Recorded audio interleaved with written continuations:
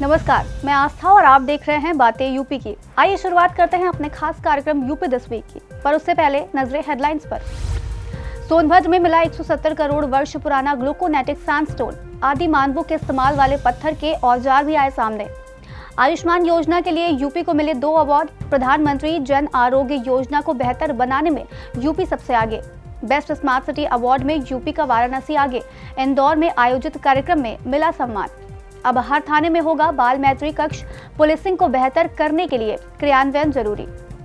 काशी का महत्व बताएगी टूरिस्ट गाइड प्रतियोगिता। 1 से 8 फरवरी 2024 के बीच कराई जाएगी प्रतियोगिता।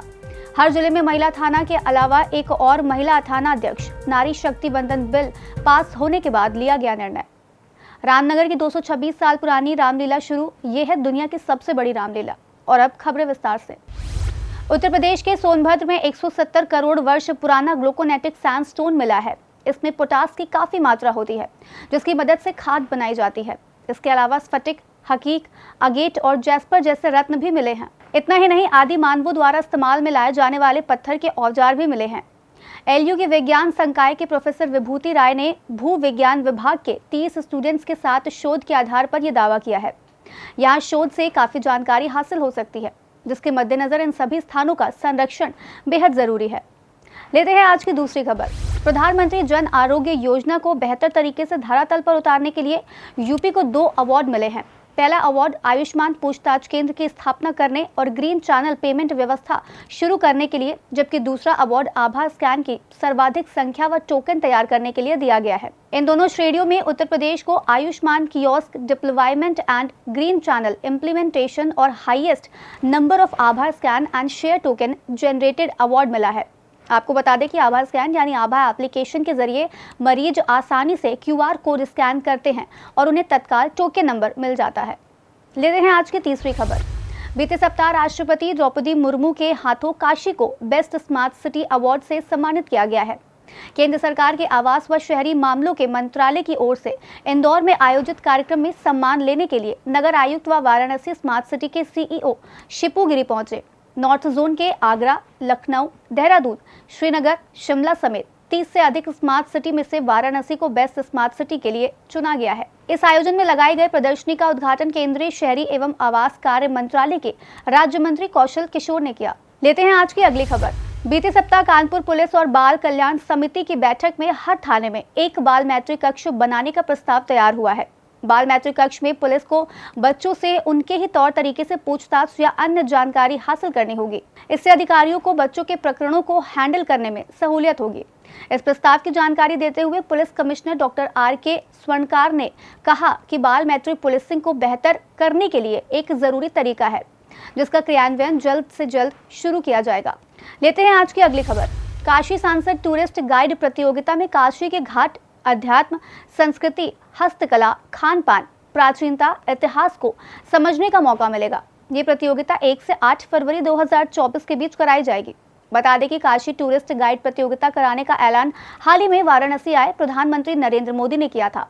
अब पर्यटन विभाग ने इसका खाका तैयार कर लिया है। ये प्रतियोगिता 3 चरणों में होगी, जिसमें स्कूल, कॉलेज, ब्लॉक, तहसील और जिला स्तर पर अलग अलग थीम प्रतियोगिताएं ऑनलाइन कराई जाएंगी। इसमें 300 शब्दों का निबंध लिखकर भेजना होगा।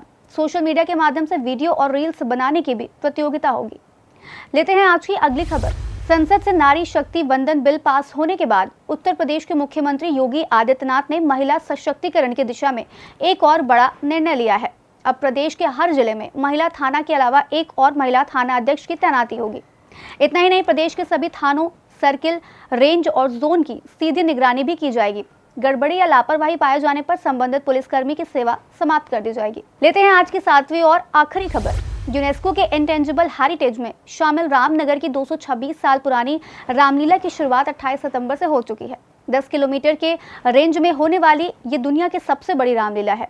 30 दिन के इस पूरे मंचन को मिलाकर करीब 6 लाख से ज्यादा श्रद्धालु और पर्यटन रामनगर आते हैं। तुलसीदास के रामचरितमानस पर आधारित इस रामलीला की स्क्रिप्ट साल 1820 में काशीराज आदित्य नारायण सिंह के बेटे ईश्वरी नारायण सिंह और हिंदी के प्रख्यात साहित्यकार भारतेंदु हरिश्चंद्र ने की थी। चलते चलते एक नजर डाल लेते हैं देश दुनिया की कुछ अहम खबरों पर।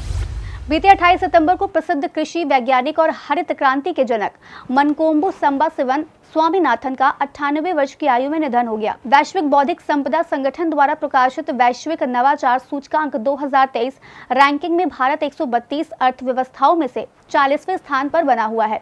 इस इंडेक्स में भारत ने 2015 से 81 स्थानों तक सुधार किया है। हाल ही में संयुक्त राष्ट्र जनसंख्या कोष की एक रिपोर्ट से पता चला है कि भारत की बुजुर्ग आबादी साल 2050 तक कुल आबादी के 20% से ज्यादा हो जाएगी, जिसके मद्देनजर बेहतर नीति को लाए जाने की जरूरत है। हाल ही में लॉन्सेट कमीशन की एक रिपोर्ट से पता चला है कि भारतीय महिलाओं में कैंसर से होने वाली मौतों का एक बड़ा प्रतिशत स्क्रीनिंग और शीघ्र निदान के जरिए रोका जा सकता था या उनका इलाज किया जा सकता था। हाल ही में जानकारी मिली है कि बिहार कैमूर वन्यजीव अभ्यारण्य में स्थित अपना दूसरा बाघ अभ्यारण्य स्थापित करने वाला है। तो बस आज कार्यक्रम में इतना ही। कार्यक्रम में दी गई जानकारी आपको कैसी लगी, कमेंट सेक्शन में जरूर बताइएगा। ऐसी ही और खबरों के लिए देखते रहें और करते रहें बातें यूपी की।